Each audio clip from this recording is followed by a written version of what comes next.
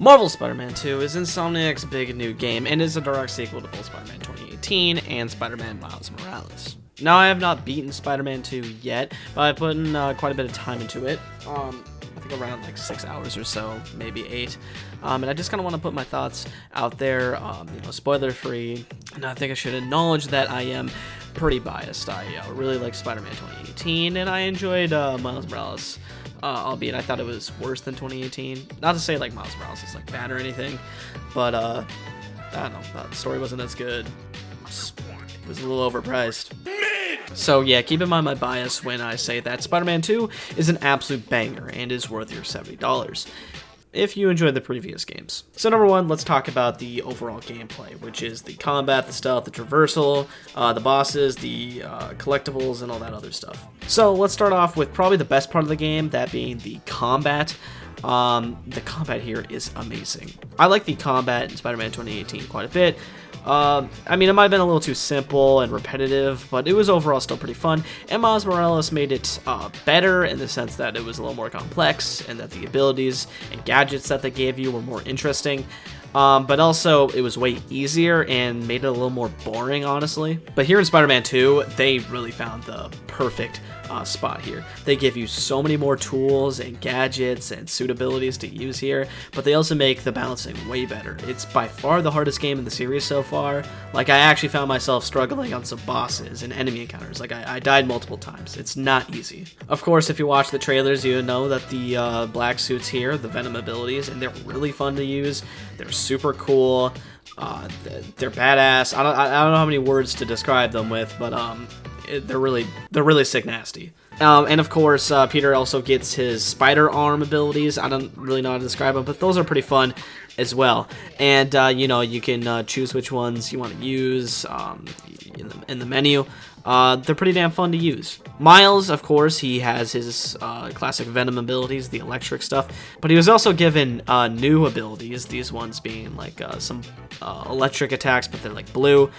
I don't know if they're as interesting as the stuff they gave Peter, but they were still pretty damn fun to use. I think that the new web shooting abilities are not as cool as the ones introduced to Miles Morales, but they're still pretty damn fun to use. And I overall enjoyed them quite a bit. However, like I said, the best part of this game is the balancing. There are new enemies here that are really tough to take out. I love what they did with the abilities. So instead of using your focus meter, like Miles with his shock abilities, or Venom abilities, sorry, which previously used your focus meter, you now have to wait out there's like a timer and you have to wait it out, and I think this makes the game a lot harder while still keeping it pretty damn fun. But also what they did with the focus bar is interesting, because you can't just constantly keep healing as long as you have some focus at all. No, you have to wait till you have a full ass bar. And then you have to make the choice whether or not you want to use a finisher or if you want to use a heal. And I really think this makes the game a lot more balanced and a lot more fun. So good job. Now let's talk about the traversal, probably the next best thing about the gameplay. The traversal was already amazing in the previous games. However, I did have a couple issues with it. Number one, much like the combat, it was a little too easy. And number two, I wish there was more speed to be had. But thankfully, with Spider-Man 2, they accommodated for all that. In terms of speed, they added the web wings, which are really fun to use. I thought they would make, traditional web swinging kind of pointless, because why use that when you just glide everywhere? But no, they're actually pretty good. They're great for horizontal movement. However, eventually you will fall down and hit the ground, so you can't just keep killing yourself. And it's actually it's a lot more rewarding to use it in unison with your traditional web slinging. So good on them. They also added wind tunnels that you can go through using the web wings, and those are really fun to use as well. Also, I probably should mention the fast travel system here, which is really good.